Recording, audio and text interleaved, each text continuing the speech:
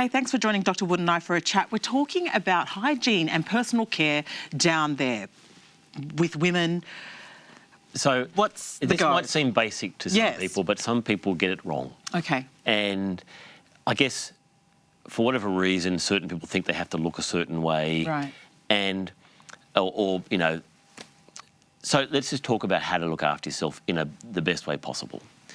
First, my advice to you is don't use any soap, because your body and your vagina and your cervix makes all these sort of normal secretions. Right. And if you're starting to use a lot of soap, soaps are basically like degreasers, or they get rid of fat. Affects your pH levels. And it affects your pH levels. And all those natural secretions are kind of oily, and if you take it away, it can lead to some skin conditions. Right. Just warm water on the outside is all that's required. Right. If you're a swimmer and you do a lot of swimming, nothing wrong with that, but afterwards, particularly if it's a chlorinated pool, try and have a shower and wash off that chlorinated area and get into dry undies as soon as you can.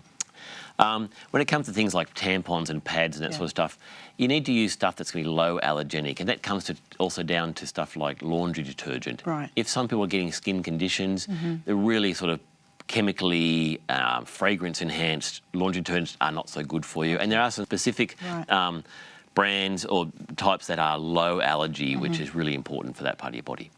Another thing is generally try and wear cotton-based underwear rather than nylon-based underwear. And I think you should, just going back, you should also change your sanitary napkins or frequently. frequently. You don't want to leave them on all day if you can avoid that. You know, it depends on your situation, of course. Last thing is, people feel a lot of pressure to have waxing or to have a certain look, and that can sometimes have a negative effect on your health. Oh, okay. Waxing, not particularly comfortable process, and sometimes that process can lead to some skin irritations. And I guess you need to be comfortable with what you want to look like, but that's a lot of pressure out there for people to look a certain way, and that's not necessarily good for your hygiene. Okay. I think the hair is there for a reason. You know, and it's kind of part of the pheromones, the normal hormones that your body makes. It comes from that hair, and it kind of has a natural barrier to help reduce infections and stuff. There's actually products that you can use for your vagina, for cleaning your vagina and things like that. Are they recommended? Generally not. Right. Yeah, I think they're a bit of a marketing which generally can muck things up and can upset that pH and can make things a little bit worse. And I don't think that's a good idea at all. Stick to warm water. Right. There are, if you're really having a problem with frequent thrush and that sort of problems, see a healthcare professional. There are occasionally a need to maybe take some agents which may reduce the pH or increase acidity, and that's really rare that you'd need to use that, but otherwise, just warm water. Thanks so much, Dr. Wood. I hope that's helped you. Keep it locked right here at Mums at the Table.